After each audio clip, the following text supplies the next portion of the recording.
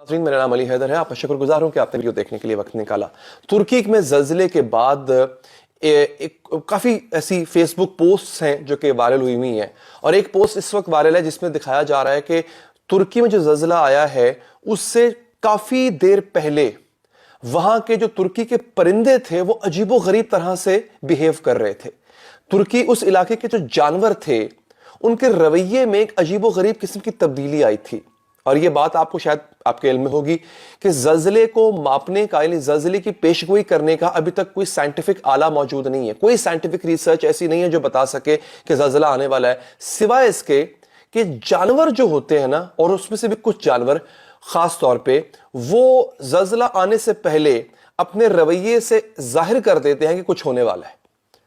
तो अब एक तो मैं वो वीडियो आपको दिखाऊंगा जिसमें तुर्की में ज़लज़ला आने से पहले जानवर कुछ अजीबोगरीब हरकतें कर रहे थे। इसके साथ साथ मेरे पास वो चंद साइंटिफिक स्टडीज हैं, बाकायदा तौर पे कुछ तजुर्बात ऐसे किए गए और ऐसा भी हुआ कि ज़लज़ला आने से 20-20 घंटे पहले उन जानवरों ने बता दिया कि इस इलाके में ज़लज़ला आएगा।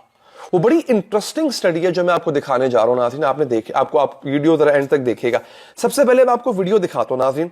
ये वीडियो आपने देखनी है और आप देख सकते हैं कि इस वीडियो में मुसलसल जानवर अजीबो गरीब हरकतें कर रहे हैं।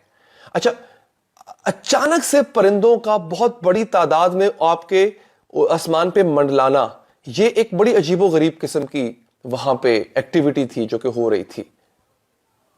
ये आपने देखा कि किस तरह से यहां पे परिंदे आसमान पे और बेचैन। आप नोट कीजिएगा, अगर आपने घर में मवेशी पाले हुए हैं, जानवर रखे हुए हैं, कोई भी, खास तौर पे अगर बिल्ली रखी हुई है, कहते हैं बिल्ली का जो पंजा है, उसका जो पाव होता है वो बहुत नरम होता है। तभी तो देखे ना, इतनी ऊपर से वो छलांग लगाती है और अपने पंजों के बल नीचे आती है, उसे कुछ नहीं होता। तो उसके जो सेंसर होते हैं बड़े स्ट्रांग होते हैं। जमीन में अगर बहुत नीचे ज़लज़ला पैदा हो चुका है और वो आहिस्ता आहिस्ता ऊपर आ रहा है और आके हिला देगा हर चीज को, तो वो बहुत पहले से सेंस कर लेगी बिल्ली। और बिल्ली आपके घर में अगर आपने पाली हुई है तो वो अजीबोगरीब हरकतें करने लग जाएगी। तो अब मैं आपको स्टडी का हवाला दिखाता हूं। जिस स्टडी की बात हो रही है नाज़रीन, ये बेसिकली होता है, साइंटिफिक इंक्वायरी इसकी क्या है, ये मार्टिन विकलेस्की हैं, इनका नाम है मार्टिन विकलेस्की। ये Max Planck institute of animal Behavior Germany, वहां के साइंटिस्ट हैं। मैं दोबारा बता देता हूं अगर आप लोगों ने सर्च करना हो इस बात को। Martin Wikelski, Max Planck institute of animal behaviour in Germany. उन्होंने एक साइंटिफिक इन्वेस्टिगेशन लॉन्च की। किस तरह से हुआ ये? उन्होंने मुख्तलिफ जानवरों, जो ग्रुप था ना, मतलब भेड़, बकरियां, गाय वगैरह को उन्होंने इस्तेमाल किया। इसके लिए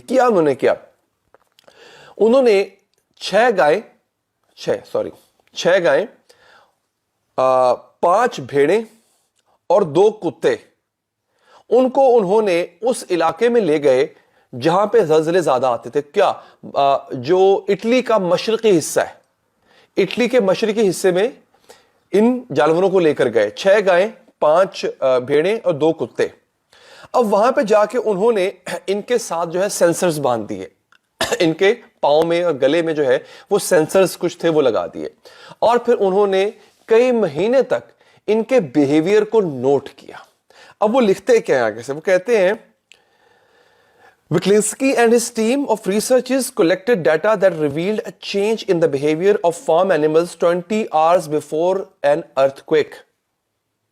उन्होंने देखा कि जानवरों ने अर्थक्वेक यानी ज़लज़ला आने से, ज़लज़ला एक ऐसा एरिया था जहां बहुत ज्यादा ज़लज़ला आता था, इसलिए वहां पे वो ले गए थे।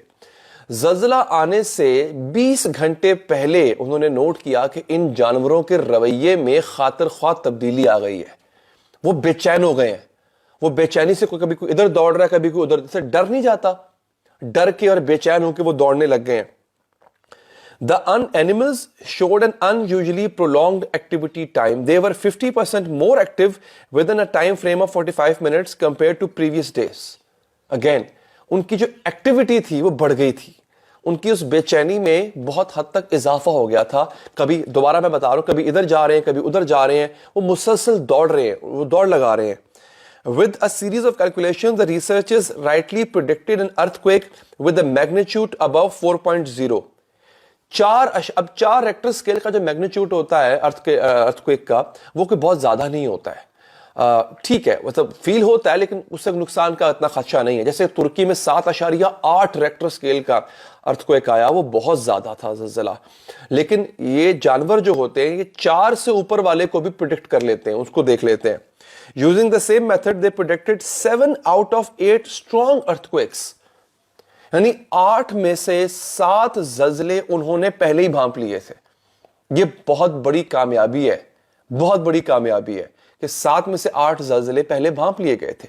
اچھا اب یہاں پہ اس کے بعد پھر امریکن جیولوجسٹ ہیں جوزف ایل شیورنک, بڑا مشکل سا نام ہے.